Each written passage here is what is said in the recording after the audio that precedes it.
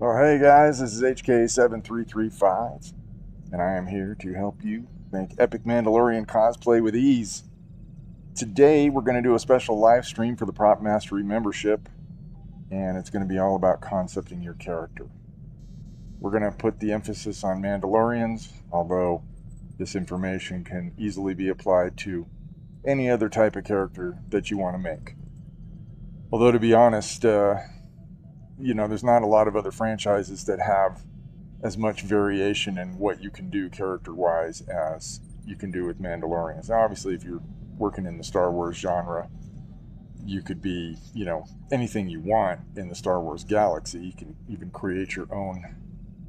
You can even create your own situation, your own character with its own planet and its own backstory from its own time period. Because Star Wars is cool like that.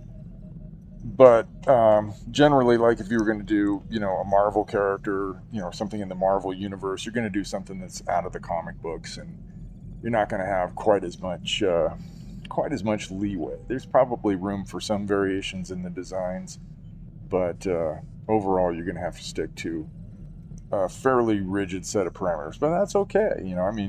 It's definitely cool to cosplay canon characters for sure.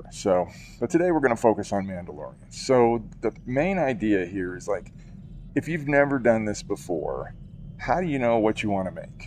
Because there's a lot out there. I'm up here. I'm going to go right here to this. We got this Pinterest page up here on my browser, and I'm just typing in Mandalorians, and there's 206 pins here. Just all kinds of stuff. But this is a great way to sort of get an idea of what you might want to do. Okay. And, there's all kinds of, paint schemes, armor types. I'd say a lot of this armor is probably stuff that people made. Let's just continue with, I got to do that.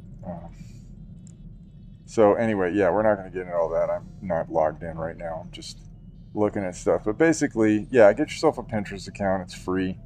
There's a lot of great Mando photos here. But if you don't want to do that, you can also go to Google or whatever search engine you use. And I typed in Mandalorian colors. So, it's like if I wanted to figure out what my paint scheme, what colors I wanted to use.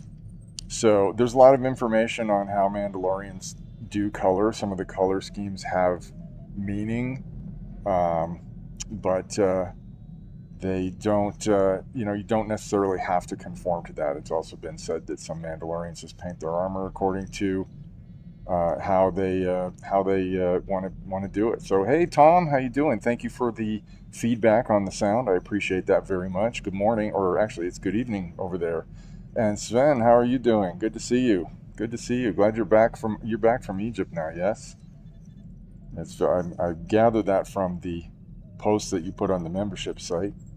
Good to see both of you gentlemen here. So, yeah, we're talking about concepting characters. So let's say you've kind of, these days I use a lot of AI for inspiration design. Yes, I'm actually getting there myself. I'm going to be, I'm looking at one that I saw the other day called, it was started with an F. It's like Foo something. I can't remember what it was, but it looked really cool, and it's something that works within one of the some of the art programs. Like I was looking at Photopea the other day. I think I'm going to get a Photopea account because it appears to be everything that Photoshop is, and it also includes an AI in it, so you can do some concepting in it. But also Krita, which is a program we're going to be looking at today for concepting, also has that. So let's say you've, kind of decided on a look, but you're still not sure. So you're going to go over to Etsy and see what's available. So you're going to type in Mandalorian. Let's just go back to the beginning here. And let's just make a new tab and move it over here. We'll go to Etsy. And, I am already looking at Mandalorian stuff. I look at all kinds of stuff. So but let's say you haven't done that, Mandalorian armor, or just type in Mandalorian and then all kinds of stuff's going to come up. So now you got all these different offerings from different people that you can look through. Like, you know, if you want to get an awesome pair of gauntlets, look at these. Yeah, here's a STL. Okay, but now be careful because some of these are STL files. You're not going to get this gauntlet. These gauntlets made for you for $20. So you have to make sure that you're looking at either something that's going to be 3D printed or something that is going to be made for you. And obviously something that's going to be made for you is going to cost a few more ducats. So yeah, I mean, this is all pretty straightforward information in terms of, like, you know, shopping. So most people know how to do that. It's one of the more fun things that we do in life generally. Some people don't like to shop. I actually do, especially when I'm shopping for things that I actually want as opposed to things that I need. So that's always fun. So yeah, let's say you settled on something, okay? So I'm gonna say I decided I want to make myself a gunny. All right, so here we got some pictures of the chest plate, and I know there's got to be more to this character. So we've got a chest plate, we've got a belly plate, and what's really nice is we have these orthographic views. Because the question is like, how do you put all this together? Now, some people say you can go on mandocreator.com and you can use that tool to generate a paint scheme and stuff for your Mando, and that is true, but it only features a handful of the vendors that are actually making this stuff. They want ownership of your STL files in order to use their service, so I opted to not go with that because I didn't think it was right for them to have you know, free copies of all my stuff that they could do whatever they want with. So I just decided not to do that. But yeah, I mean, you can go on there. It can certainly work. If you haven't seen it, you can just look it up. It's mandocreator.com. I'm not going to go ahead and open that here because there's not really any reason to. But let's say you found you know, something you like. So let's see if we can find some orthographic views. Here we go. Okay, so we've got a nice orthographic picture of this gunny armor, and the reason why we want orthographic is going to become obvious in a few minutes. I'm going to go ahead and save this image. So you're going to want to save this image, download it to someplace on your hard drive where you can get to it.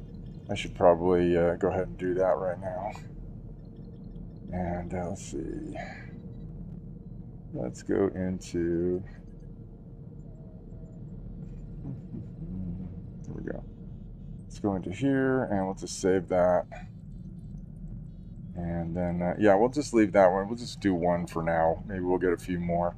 Actually, we'll go ahead and grab the belly plate. So let's go ahead and get this image. Now these are going to say WebP. I believe you can open these in your image viewer that comes with your operating system, and you can save them out as a JPEG or, you know, something else that's going to probably be friendlier to an art program. All right. So what do we do now? Well, you want to be able to see what this is going to look like on your body, right? Or at least some representation of your body. So what I would use is there's a free art program called Krita. And let's go ahead and go to their website so we can see it. Let's just go ahead and make a new tab. Just make one right here. Let's move over here and we'll go to krita.com. And I'll have links for this stuff in the description. Krita is a free painting program. What is this? I don't know what this is. That is not Krita. Let's just type in Krita. Somebody must have got their URL. Krita, digital painting. Oh, it's krita.org. That's right, because Krita is open source software. It's like Blender. It's totally free. It's a professional, free, and open source painting program. It's made by artists that want to see affordable art tools for everyone. Now, even if you don't know how to draw, that's totally cool. The whole point of this video right now is for people who do not know how to draw, but want to figure out a way to, you know, get an idea of what they want to make before they start making it. Because one of the things that really drives up the cost of cosplay is not having a clear vision in the beginning. You're going to end up, deciding you don't like the colors you picked or the clothing you bought. a perfect example is Ryan Nitez. I mean, he's said many, many times that he wished that he knew more stuff before he went in and started just buying things, because he didn't really have a clear idea of what he wanted to make. So having a clear idea is definitely going to help you get to your goal faster and more efficiently. It's still not going to be cheap, but it's definitely going to be cheaper than having to scrap what you've already done and then start over again. So, the whole point of this stream here is to, give you ideas of what you can do to get a concept that you can build off of. You can always change your concept as you go, or augment it, is usually what happens, especially if you've got a very solid concept going out right out of the gate. So this is Krita. You're going to want to download and install it, standard operating procedures with where that goes. But this is a fantastic program. We're going to go ahead and open it up right now, and I'm going to show you what it can do. So I'm going to go ahead and close this, and we'll be looking at Montana cans here in a minute. Let's just go ahead and open up Krita. Let's go ahead and open a file. I created a generic Mando character sheet for you guys, and it is going to be available for download. I think it's going to be in the group files section. But basically, we've got a front, we've got a back, and we've got a left side and a right side. And so if you don't know how to draw, you can use this. Now, you can find templates like this on the web that other people have done. I've gone ahead and made one for you that's more, suited towards a Mando. I mean, it does have a flight suit. It also has the indication of a vest. It's got the short sleeves over long sleeves. So, there's definitely a lot of fun that you can have with this. So let's go back into the web here for a moment, and let's go look at let's go ahead and grab the gunny chest plate that we just downloaded. And it is right here. So we're going to go ahead and open that. And I'm going to show you what you can do. I just want to open this. Okay, so we're going to crop this because we don't need the whole thing.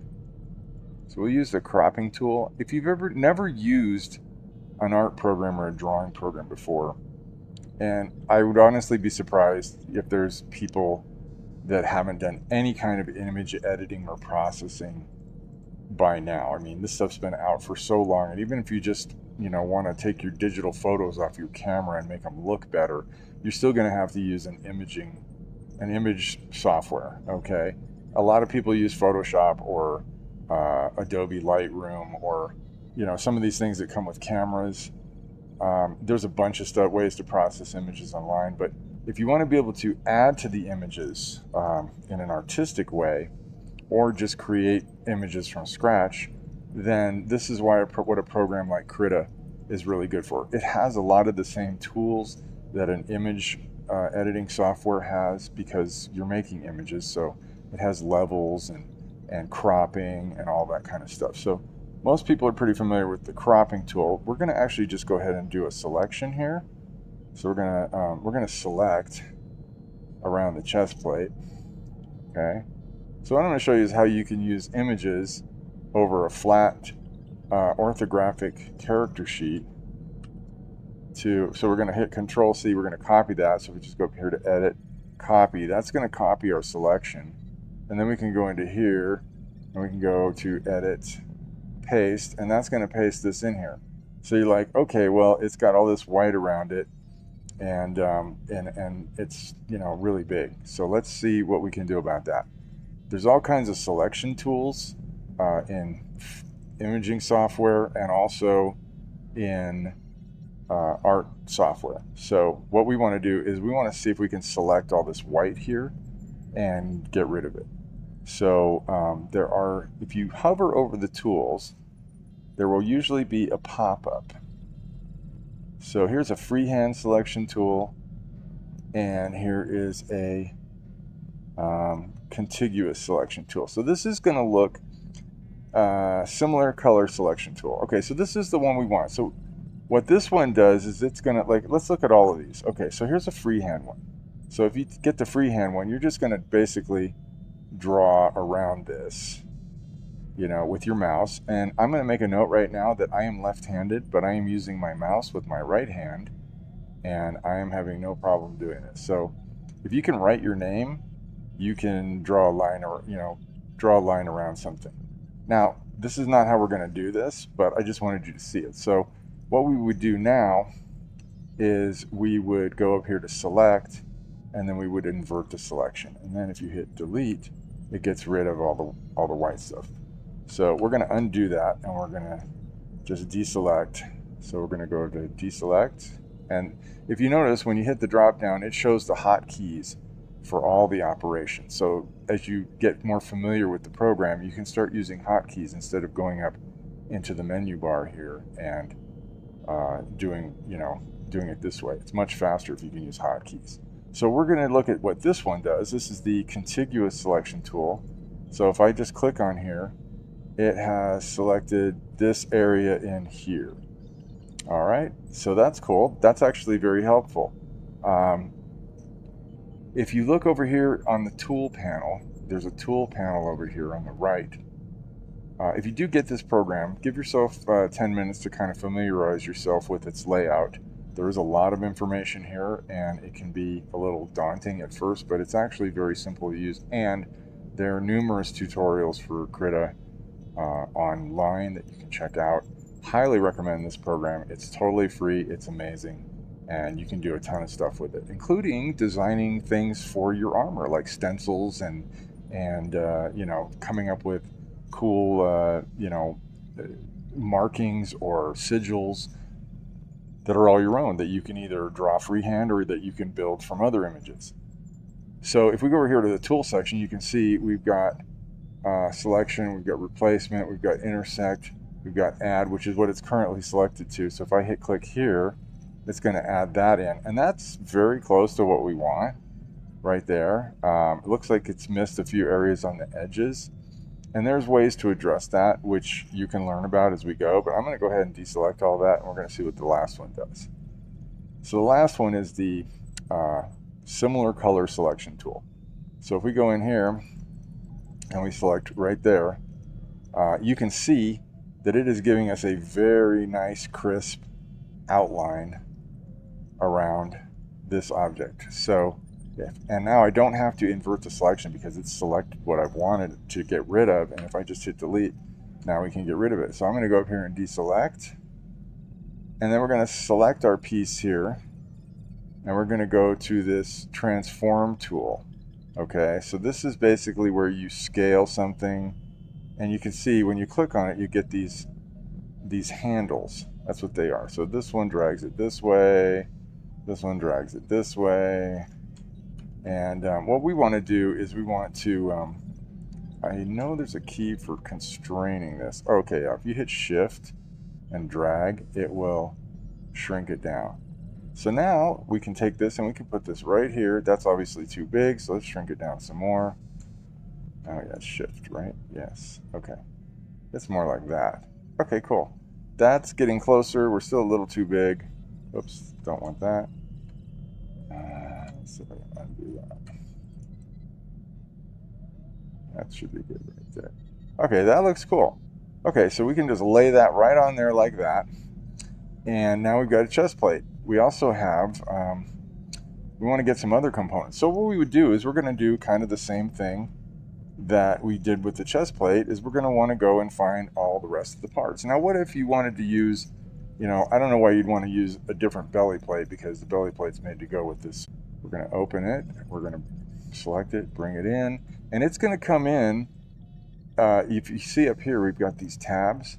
So if I click back and forth, there's the chest plate, here's the belly plate, here's the piece we're working on, and I'm going to go ahead and you're going to want to save this out as a unique name. I'm not going to do that here, but everybody knows how to do that, so I don't need to explain that. So let's go ahead, and we're just going to focus on the chest and belly plate right now, because we want to, there's a couple of things I want to show about how to work with these images. Okay, so I'm going to just copy that, hit Control C, we'll go into here, and we'll hit Control V, and again, we're going to want to get rid of all the white around here, so we'll select that and we'll hit delete. And if we go to the chest plate and we click on this tool, we might be able to see what the scale value was.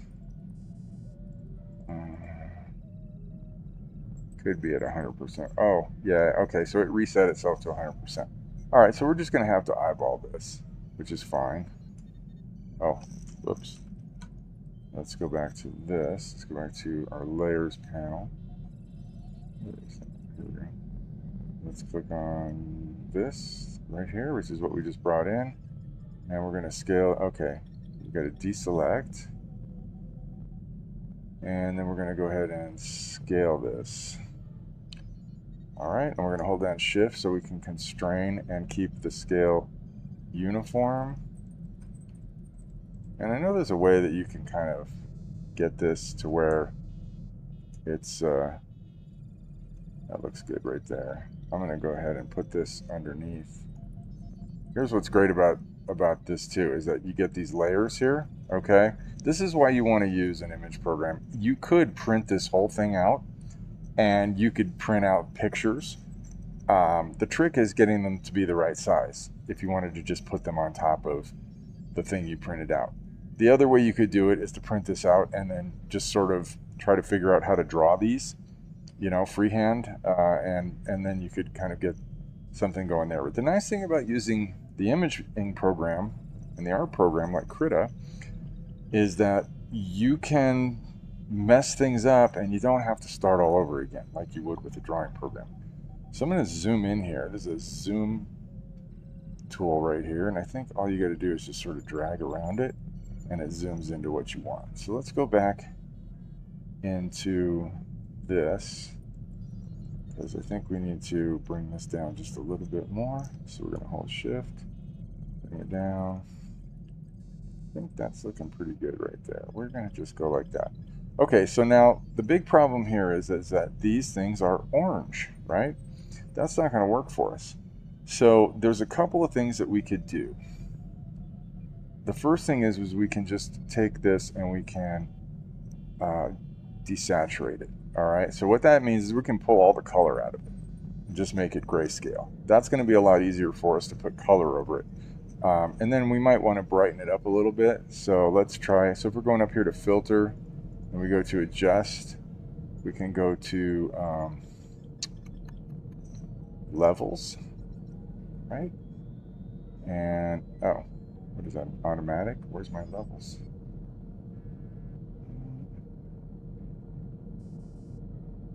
Let's see. Okay. So it put the saturation back in. You don't see a levels control. Okay. Let's see what happens. Let's try this again. We want to adjust. Let's see if it'll let me adjust the levels. No, it's not. Why is there no? Just not seeing it correctly. Those are brushes, channels, tool options. Not seeing anything for levels. So I wonder if I have to select this. Let's try this again.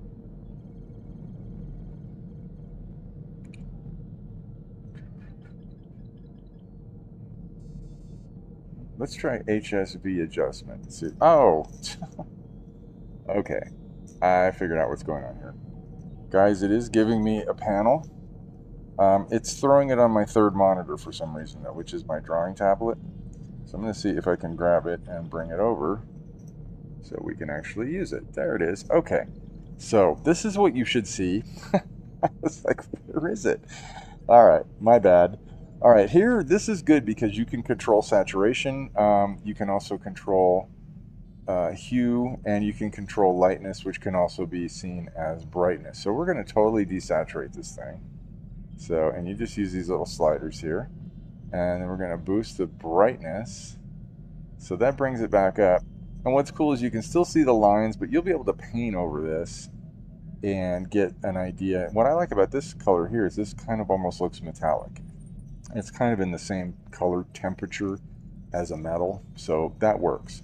So let's go ahead and say okay. And if you want to keep your settings, there is a way you can save these out. So I think if you go to, that's last used. Okay, so if we want to do this again for the belly plate, all we got to do is say okay. We'll go to the belly plate and we'll do the same thing.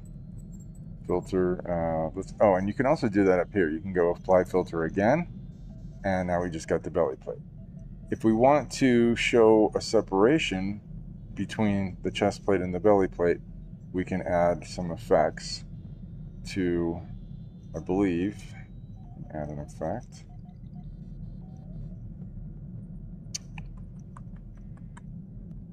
Let's see. May not be able to do that in Crota. Although that would be very weird, actually. I want to put a drop shadow on it. Usually that's like a style. Let's see if it lets you do it up here. How about layer? No. Oh, layer style. Here we go. All right. So we click on layer style, and we can go ahead and add a drop shadow to this. And generally standard is okay, but obviously that distance is way too much, so we're going to pull it way down to maybe like 2 pixels. Probably be good. And we don't want it to be quite so fuzzy. I think that's the size is, yeah, okay, that looks good right there. Okay, so we just say okay. So in Photoshop and some other softwares, the layer styles are generally over here in the layers panel. But in Krita, it is up here in this layer panel. All the way at the bottom it says layer style. Okay, so the next thing we want to do is, like, how do you add color to this? Okay, so let's go ahead and zoom in again. Come in a little closer. Yeah, we'll go a little bit closer. I don't know what that is. But let's say you want to put some color on here. So you can use the freehand selection tool. And if you just drag it, it's going to be real sloppy, right? Okay, so we don't want that. So what you have to do is, I believe, if you click and hold down shift and then go to the next place you want, it's supposed to draw a line. Maybe if you just hold down shift and drag, oh yeah, no, that's not working. Okay, so there is a way to do this. Let's deselect again. Let's see what that pop-up says. Rectangular selection, polygonal selection. Okay, that's what we want. We want a polygonal selection. Okay, so this is going to let us draw straight lines. We click and drag, click again to change direction, click again to change direction. And, you know, I'm going to keep the separation between these panels for now. Just follow around here. So what you're going to want to do is, at this point, you're going to want to create a new layer. You can do that here. Then you can name it, you can call this chest plate color. Okay. And we're going to want to set this to, we don't want it to leave it normal, and I'm going to show you why. So we're going to leave our selection here, and we're going to go to our paint bucket. Or you don't necessarily have to go to the paint bucket. That's what's cool, is you could just use a paintbrush if you wanted. And where's our brushes at? Hello, brushes. Okay, there's the fill bucket. There's the enclose and fill, smart patch, draw a gradient, sample a color, colorize, mask.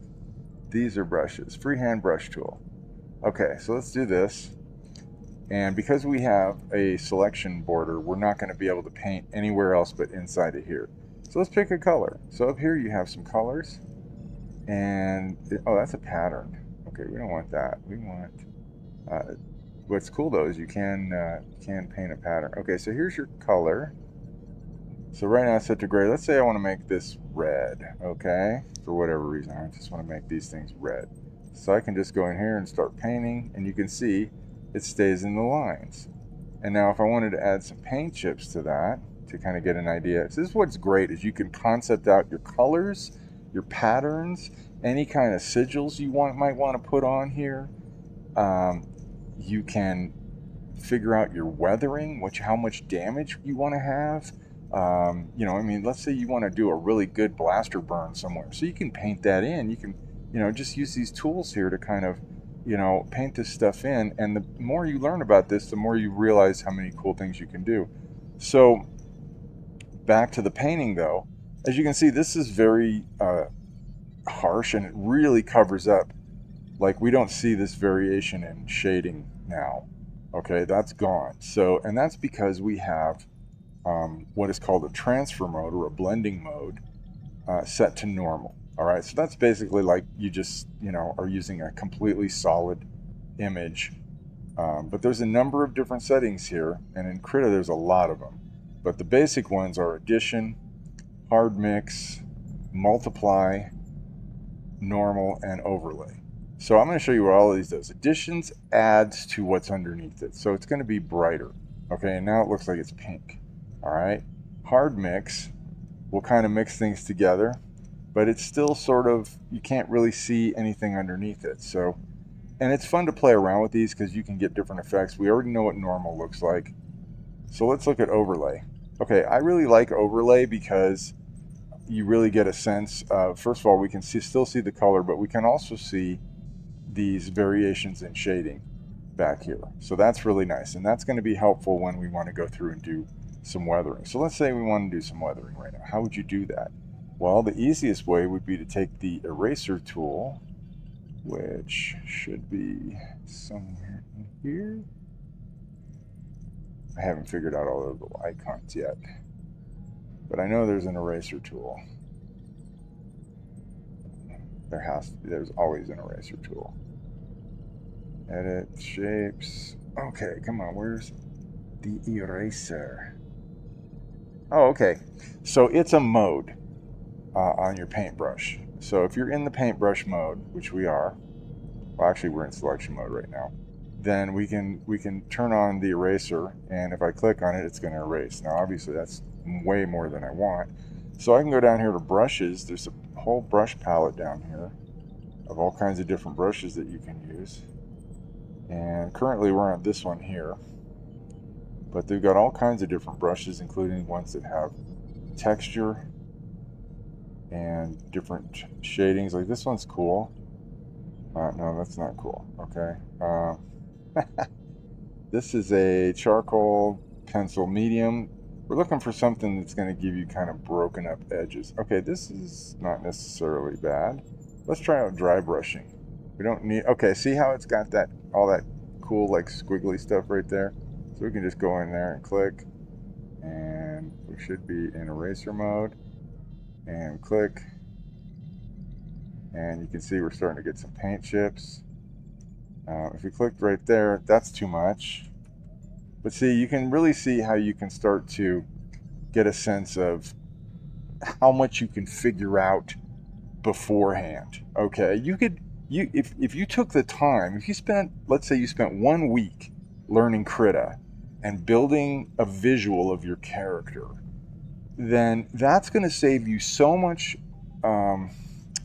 headache going forward, because you're going to have a very clear goal of what you want to do.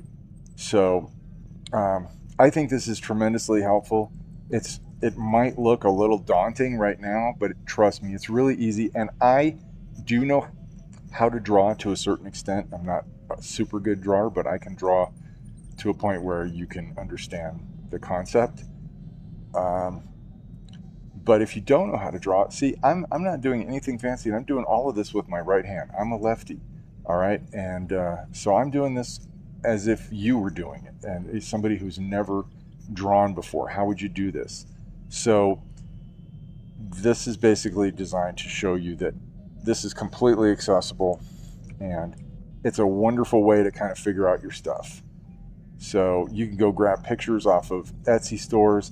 You want to look for orthographic images, 2D, flat, front, back, side. is going to be more than enough. This is actually how it's professionally done in the animation industry, or in the video game industry for that matter. Whenever characters are being concepted, they create what is called a character sheet, and there usually will be a front and back perspective or a pose image, but the most important one is the orthographic views. All right, I'm trying to see if there's a hand in here. Okay, so if you use your space bar and if you use your scroll wheel on your mouse, you can zoom back out. You want to be able to, let's deselect this. You want to be able to see, like, okay, so let's say your character only has one blaster and he's a lefty. So you're going to draw a holster over here. What kind do you want? Do you want one that's connected to the belt? Or do you want one like I have, which is, the Han Solo style drop holster? So you can draw that in, or you can go find pictures, and there's ways to manipulate pictures too. So, and you may even be able to have, as Tom mentioned, you can have AI concept something for you that will fit onto your character. So yeah, especially with all the AI stuff now, utilizing a drawing program, especially one that has access to AI, is fantastic. And I believe Krita does. I probably need to update to the latest version. I don't think, let's see which version I am using. No, that's there we go. We are on Krita 5.1.3. Okay, yeah, I definitely need to update. I think we are on 5.2 or 5.3 now. And the latest version has a built-in AI. So you should have done this in Photoshop before. Now I do all freestyle and hope for the best. Yeah, I know. Well, see, that's why I'm trying to show this, is that you can do, and especially if you know how to use Photoshop. I don't know how you're feeling about Adobe these days. A lot of people are kind of down on them. I've been weaned off of Adobe for several years now, and I'm very happy.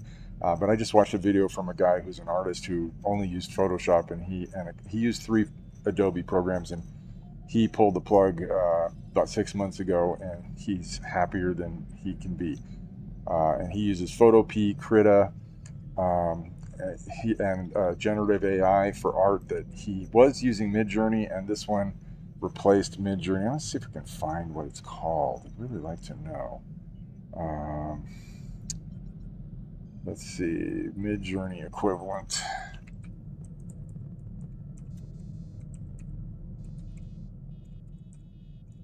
I can't type. Sakui, Andre Spell, welcome in, brother. How you doing? Good to see you. We are talking about ways that you can concept your character in advance before you start, spending time and money building something. It's the idea is to get as clear a vision in your head as you can possibly get before you start spending money on the things you want. You're welcome. I'm happy to do it. Yeah, I mean, and there's going to be a second part of this tonight. I always like to do a morning stream for folks in Europe, so they can get a look at it. There's a new AI that this guy was showing. Let's see. Got to find one that's close. Oh, you've been here for a minute. Oh, nice, cool. Well, I'm glad you're here. I didn't see it. It's the first time you popped up in the chat, so I didn't know if you just showed up or not. But I am stoked that you're here. And thanks for sharing all your Instagram stuff, by the way, too, because we want to start promoting you guys. Okay, so let's see.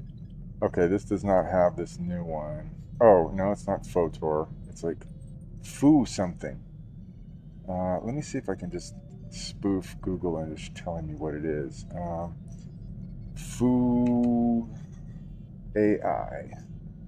Let's put an asterisk in there. Or image AI. Let's see. Focus. Here it is. Focus is supposed to be really cool, better than Midjourney. It looks pretty awesome. I mean, when the guy was using it in, he was using it standalone, but also there's one in Krita. So these are great concepting tools. Now, what's really nice about this is you don't have to go with the image that the AI gives you. The whole idea here is that it's a concept, right? It's an idea. It's something to springboard off of. It may get close to what you want.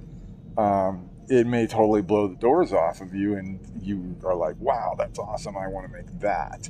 But I saw something the other day on Etsy that I thought was kind of misleading. A guy put up a picture of a Mandalorian queen armor, and the primary image was AI generated. The model that he created based on that image fell a little short of it, I think. So, it's the AI stuff is really cool,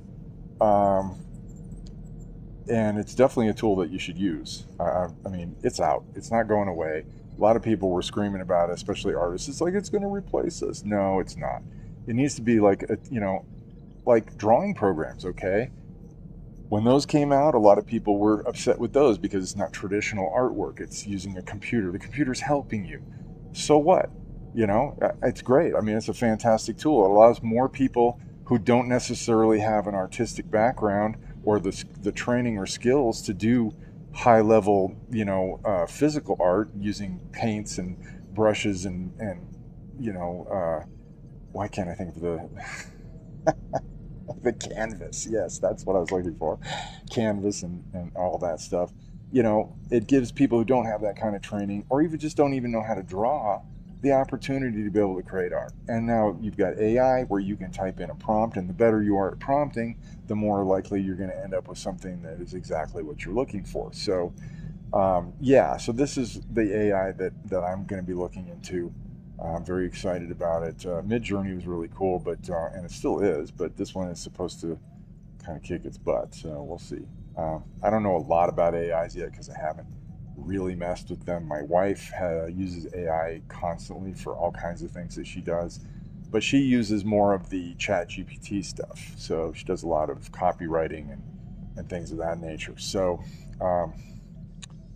so you want to start off by, seeing what's out there to kind of generate a sense of what you might want.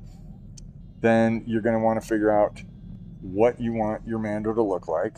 And so you can use a drawing tool like Krita or Photoshop or Photopea or Sketchbook. I use another program called Sketchbook. It's $15, I think, or $25 or something. You can get it through the Windows Store. It's a fantastic drawing program, and it's more centered around, really around concept design. Now you can do all the same stuff in there that I just did in here in Krita, but I think it's a little more user-friendly. It's got a cool pop-up menu, so when you hit your space bar, you get this thing that has all your manipulator tools, scaling, rotating, moving the image around, and so it's definitely really cool. So Sketchbook is one you're going to want to check out.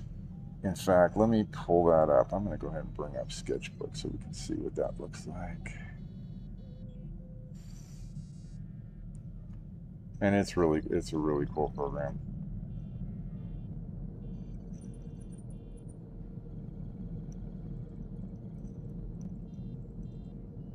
Is it going to come up? Oh, it's down here. It's on my, because I usually use it on my drawing tablet, which I'm not using today because I wanted to approach this as if, I was somebody who didn't know how to draw. Okay, why did that just break out like that? Can all my palettes come with it? Okay, well, this is basically what it looks like. It's very simple. You get a canvas. If you hit the space bar, then you get this cool thing. So if let's go in here and get a brush. Mouse keeps disappearing. So you get these cool little palettes. All right, so let's just grab this brush here, and let's get a cool color. Let's just get a blue. And then you can draw with it. But it has a whole bunch of tools, which for some reason are like in floating windows that did not want to come. Like there's a whole top menu bar here. And my mouse keeps disappearing when it goes onto my third monitor. All right, I will do another video about Sketchbook because it's being too problematic right now. And I didn't really want to spend a bunch of time doing tutorials on drawing programs. It's more about just the mindset and what's available to help you, figure out what you want to do before you actually, you know, get into the physicality of it, right? So it's conceptual, and then you get it all worked out as much as possible, you know, because some things are going to work and some things aren't. So the more you can have figured out, the less problems you're going to have going down the line. That's the whole point here. And this is why they do this in movies, they do this in video games. They won't start production until they have everything figured out, okay? Because the pre-production is cheap. You're talking about a handful of artists that are drawing stuff using, you know, programs, and the amount of money spent in planning is insignificant compared to the amount of money that gets spent in actually making something. So, you know, then it gets expensive. Once you start actually doing the physical work of production, that's when it gets expensive. So think of this in those terms. When you're building your armor, you're in production, okay? And then when you finally go out and wear it at a con or something, that's the presentation. That's like the movie going up on the screen, right? Okay, so right now we're in pre-production, concepting, figuring it out. So colors, let's talk about colors.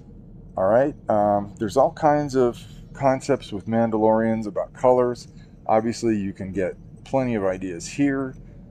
There are apparently, you know, I Googled this and it came up with all kinds of cool artwork and drawings and stuff. Then I found this Mandalorian color palette. I think some of these are actually pretty hideous, but these are all ideas, you know. These are things that you can look at and you can say, yeah, okay, I like this color scheme. I don't like it's the way that it's done here, but I kind of like these colors. Okay, so let's say you find one main color that you really like. Let's say I really like green. Okay, cool. So how do you know what colors work with green? So now we're going to talk about something called color theory. There is a thing called color theory where certain colors work with certain other colors, and they're broken up into 4 sets. There's websites, of course, that will help you with your color theory. All right, they'll figure it all out for you. So if you pick your primary color, let's say you wanted the green, right? Let's go with this green here. So this comes up with, let's see if I can. Okay. So this is showing you different tones of green. We want to see. This is monochromatic, one color. So if we want to go to 3 colors, okay. So now we can look at, if we go to the green again, we can see colors that work with the green and different tones of those colors. All right, this is 3 colors, and you can go out to 4 colors. So these are all supposedly complementary and work with each other. And then here again, we've got colors that work together. This is out 4 colors. It's called a tetrad. And you can, you know, just click on all these different colors, and you can start getting a color palette for your Mandalorian. Okay, so see here, we're getting some blues, and we're getting these nice earth tones in here, and we got all these different tonalities, you know, light and dark, you know, different shades of the color working together. So these are all harmonious color schemes. So if we go to the orange, okay, here we are up in the orange. Let's go up into here. Okay, so this thing just kind of works in the middle. So yeah. So now there's another one called coolers. Okay, so coolers is pretty cool. So let's say, you know, if you just hit the space bar, it just randomly generates a set of colors. So let's say you found one that you like. All right, let's keep going.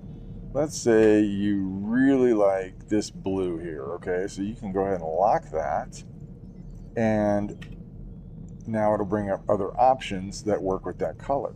So it's going to be more of a narrow band because you've locked into one color. Let's say we like this ivory color here, and we'll hit that again. And now we have the option of putting in red or copper. Ooh, I like the copper. That's cool. Let's go ahead and lock that in.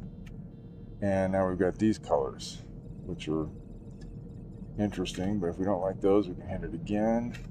We can hit it again. And we can narrow this down. Now, we don't necessarily need 5 colors, but it's nice to know what's available, all right? So here's what's really cool is that you're getting these hexadecimals along with it, which is very helpful, okay? Because in the next part, we're going to talk about your paint colors, where to get them, how to look at different shades, and we're going to use Montana cans as an example because I know Montana cans is available here, and they are actually in Germany, the company, so they should be available in the EU. So yeah, let's just say we, for some reason, we really like that, and we don't like that, but we do like that. Okay, so now we got 5 colors here that all work together. These are all harmonious with each other, and we have hexadecimal codes. So if we go to, say, Montana cans, and we go to their gold spray paint, we can start looking at, we could break this tab out too, and you have a second monitor, or you can just kind of get a sense of, see, and they've got their whole palette here for this paint. Yeah, Montana cans, aren't they so awesome? I love them too, Andre. They're incredible. I don't know what it is, but I guess maybe it's because they formulated it to be able to adhere to almost any surface. It's just got this, like, when it dries, it's got like this awesome shell-like quality, and it's really great because you can actually go in and mechanically chip it. And it's not fragile, but it's got a substance to it. It's not spongy or rubbery, or it's like a shell, and you can go in and manually chip it out. Which is really cool. But you can see they've got a huge palette of colors available. Now the difference, they have Montana Gold. They also have they have Montana Black.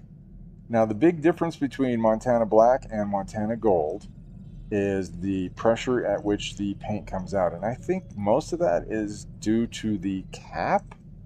I'm not sure, but I have used different caps on my Montana Gold, and you'll get different pressures. When you use the stock cap that it comes with, the pressure is very similar to what you'd experience with an airbrush. It comes out very, it's not like blasting out like your normal spray cans do. So it's really cool. Great paint to work with.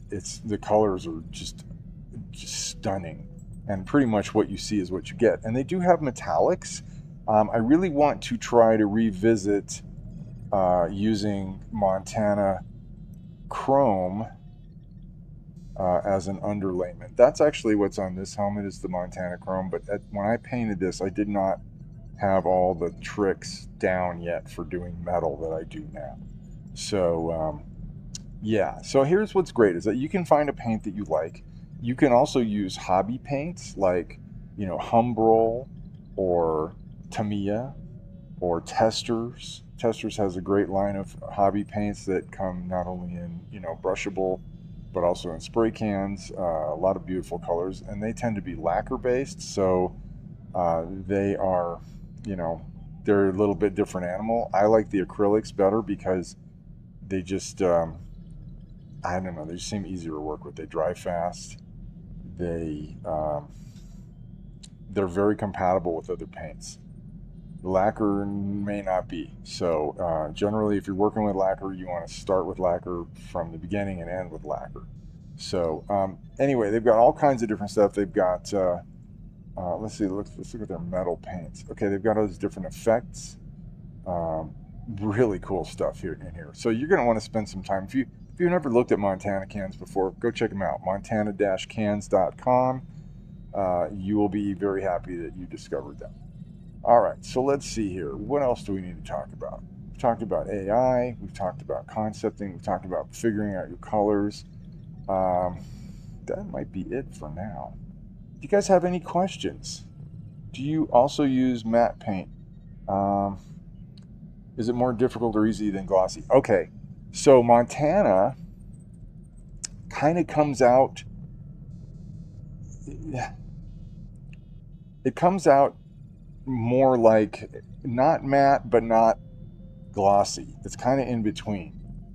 And what's really cool is that you can actually buff it out. So I don't like to use glossy paints mainly. And if you watch my primer to metal series that I just put up in the group, I go into detail exactly why. But the primary reason is a thing called orange peel. All right, orange peel is an effect that you get when you spray any kind of paint, but it's less noticeable in flat paints than it is in gloss paint. Okay, you can get orange peel in flat paint, absolutely. But the nice thing about flat paint is that you can go and sand it out. You can color sand it or wet sand it with a high grit sandpaper, and you're not going to really alter the look of the paint. If anything, it's going to look even better. But with gloss paint, as soon as you put a piece of sandpaper on there, it's not going to be glossy anymore. So you can sand out the orange peel out of gloss paint, but it's going to be flat, and then you're going to have to buff it back out with a buffing compound to get the gloss back. So, it is possible to shoot gloss paint without getting orange peel, but you have to have very, very, very tight conditions. Usually a positive pressure spray booth, temperature control, and you got to be really good at applying the paint. So, um, a lot of times the paint will, if you put it on too heavy, usually you get orange peel from either going too light or too heavy. So you got to have the experience to know how fast you need to go, how much pressure you need to have, and you're going to want to shoot this stuff with a spray gun. That's usually how you avoid getting orange peel, is using a spray gun and the right amount of reducer. And there's a whole process. If you want to know more about it, make friends with a guy that does auto body work and knows how to paint, specifically a guy that paints, because yeah. Oh, unless you do the orange peel on purpose. Yeah, absolutely. I mean, because orange peel looks a lot like a metal working process called peening, where you'll take a hammer and you just put little dents inside of the metal. So, I mean, definitely, orange peel could definitely be used as a weathering, as a, something for weathering, or a sense of aging, or just a texture that you want to impart onto your piece. So, but if you don't want that, you can have a lot more flexibility using flat paints. Or what's nice about the Montana paints is that, this looks flat, but it can be buffed out. Okay. This has all been polished out with basically just paper towels. Okay. So, what's that? What? Oh, no, I just told him about it. Yeah. I told him that I go into it. So, yeah, right. So, yeah, you may want orange peel. Who knows? So, it's it's one thing or the other. The nice thing about flat paint, though, is if you do get any orange peel in, usually flat paint kind of levels out, and you don't really get it. It's not very pronounced. If there is any, it's very little. Using very low budget paint now. It's my first cosplay project to learn all the steps for an edge project to go more professional with print materials and paint. Absolutely, there's nothing wrong with that. The thing you're doing right now, Tom, is that the beauty of this stuff is you can always go back and redo it. So, all it takes is some sandpaper or some, what I'll do with my paint is, if I want to just start over, is I'll just get a rag and some acetone and I'll put a mask on, and I'll just go in and wipe it all down. You can wipe all that old paint off and start over. And usually you don't have to get it all off. You just need to get your main coat off. Everything kind of smooths out, and then you'll probably want to go in and wet sand and then reprimer. And you can you can start over. How about applying graphite powder? Is there a type of paint that we should avoid? I have not found one yet, Andre. I really want to try the graphite on Montana can silver. I haven't been able to. Last time I went and got paint, I have to go to an art store downtown to get it locally, which is cool. I like to patronize local businesses whenever I can. So I don't have a problem doing that. Just it's time and money right now. That my money is, as it is for so many, it's tight right now. So unless I need to have it, I don't go and get it. But I do want to try the graphite on the Montana Chrome, especially now that I know how critical the pre-preparation is to actually getting the metallic look that you want. So as far as I know, though, graphite is a very non-reactive substance. I think the main thing that I try to do with the graphite is to put it on before the paint has fully cured. So usually within the first hour of spraying it, the chrome paint that I use, the Rust-Oleum custom silver chrome, it when you first spray it, it doesn't look that good. But as it dries, it really starts to pick up a lot of reflectivity. It's like all the little metal flakes are kind of settling out and building themselves into sort of a mirror. And then, but before it completely solidifies or cures, which takes about 24 hours, I like to go in and put the graphite on because I believe some of the graphite actually gets into the paint, and the graphite kind of acts like a polishing compound because it's so fine. It still has an abrasive quality, but it's so fine and small that it's actually able to polish out the little pieces of metal that are in the paint. I think that's my theory. I don't know that for sure, but I feel like that's what's going on because you just see such a transition and such an increase in luster once you put the graphite on. And then it's really just a buffing action, you know, buffing it out really good because most of the graphite comes back off. Almost all of it. I mean, if you rub your hand after you've done it, it's going to come back clean. So, you know, I'm just trying to understand what I think is going on. All I know is it works, and Jerry's Artorama Art Supplies is a good online source to get Montana paint. Oh, cool. All right. I appreciate that. I will definitely and it sounds like they're here in the States, so that's nice because getting stuff from Europe is not cheap. And just like sending stuff to Europe is not cheap. So, which is unfortunate because I was unable to stop.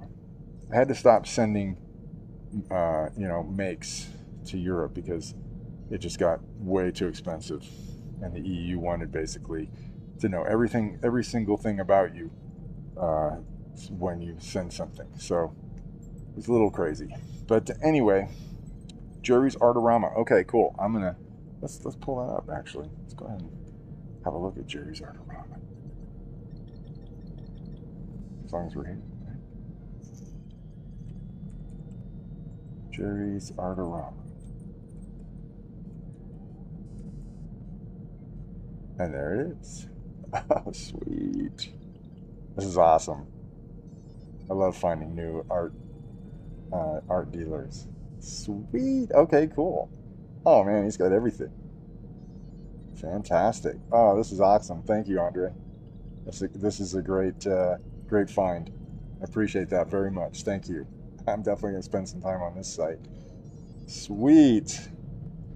Well, guys, I think that's going to conclude it for part 1. If you can make it, come back for part 2. And as I mentioned, this image is going to be available in the group. So I'm not sure where the wife put it, but we'll have all that information. We'll post about it, so you guys will know where to find it. And you know, the whole thing here is that it's basically this is like designed around the soft goods of a Mando. You know, we don't have all the wrinkles and cool stuff in there, but this is more than enough to build on to get a really good idea of what you want your character to look like. So, yeah. Having said that, I'm going to show one more trick here. So let's zoom back in here. All right, and let's say you don't like this desaturated look. Okay, let's say you want to make this more. Let's see. Okay, that's a chest plate there. Let's say you want this to be more, you know, like line art, right? So what you would do is go into your polygonal selection tool, and just like we did before, the first thing you can do is you can just we can just do contiguous selection. Okay, and we'll select on the outside. All right, and that's going to put a line around this piece here. Okay, so what we want to do then is we want to invert the selection, and we're going to do what's called a stroke. So let's see where you do that. So what a stroke is oh, here we go, stroke selection. So what that's going to do is it's going to turn the selection into a line. We want it to be a solid line. We want it to be black. We don't want any fill. And let's see, what's our custom color? We don't want it to be that. We want it to be black. Let's see, do we have the stroke? Oh, it's set for 6 pixels. What's that? I can't see you. You're mute. I'm on mute? Oh, yeah, right. Oh, Okay. sorry. Sorry, guys. Okay, so let me start over here. I'm gonna start over. I'm gonna use my Control plus to zoom out. So let's say I'm gonna deselect too. Let's deselect everything. Sorry about that. I always forget to change the focus there. So we're gonna use our magnifying tool. We're gonna just zoom in on that, and we'll come in a little bit tighter. And this is a pretty low res image, so I'm not going to recommend doing the stroke. I think what we're going to want to do is we're going to want to use the polygonal selection tool to just click and draw a line around this. And this is if you want to make it look like line art. Okay, this is not something that you have to do. Most of these images that you can get off the web, and of course I'm using my stuff right now here, but you could literally do this as long as it's got a flat orthographic view. And most of the places that I've seen that sell this stuff, they have that. Some of them have gone in and added weathering and stuff like that to their images, and those ones are going to be a little harder to work with, but you can still use them. So the more familiar you get with this tool, the more you'll be able to do with it. And any number of things is possible. So now we have a line here. We are going to go ahead and stroke this, and hopefully it's going to show up because I'm not seeing it. You have something over this or something? Let's see what happens if we do it. No, I want to do a solid line. I think we need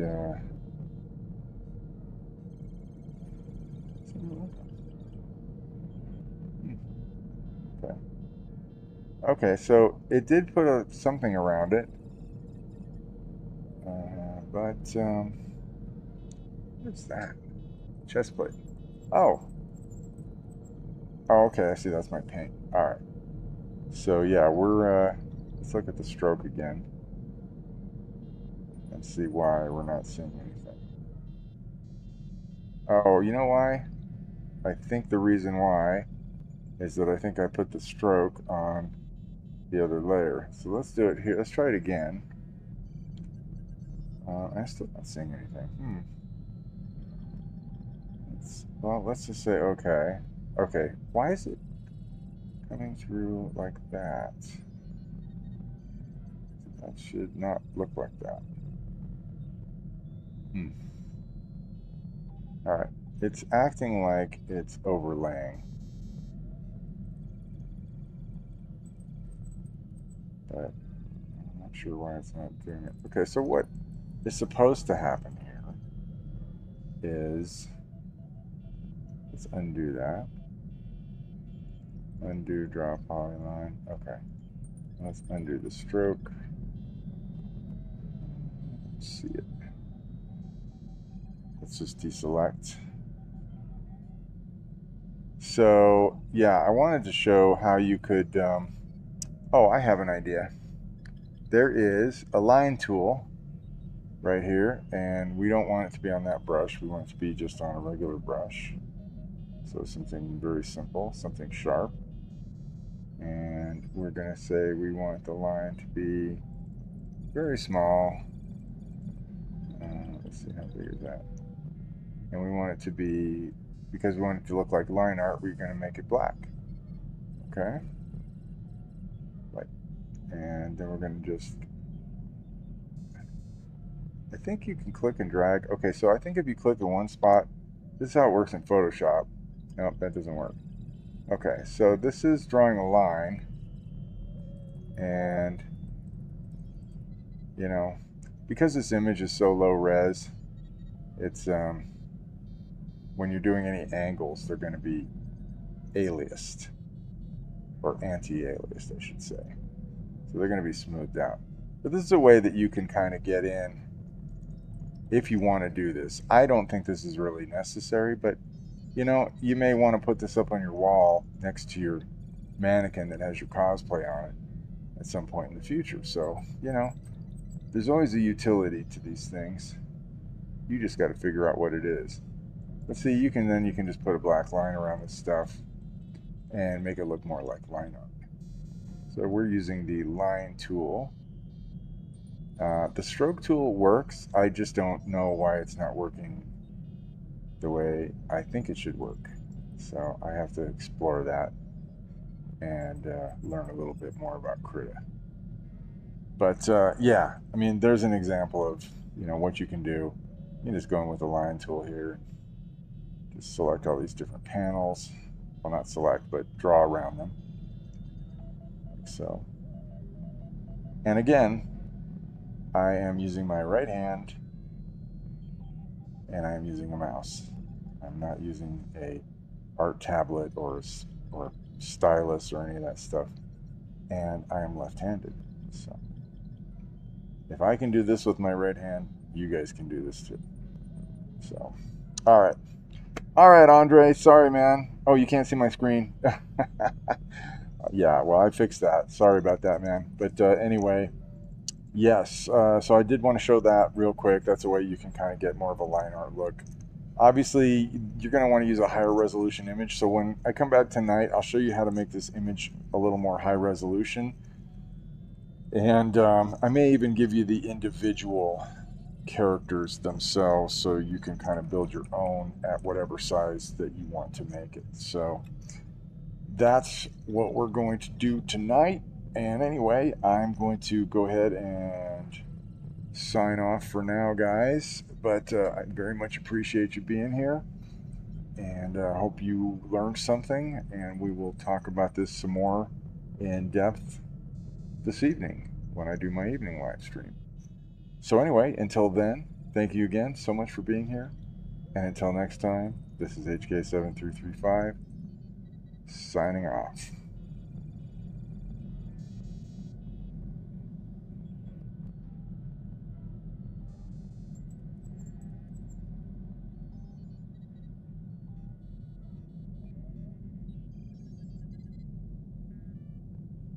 You're welcome, Tom.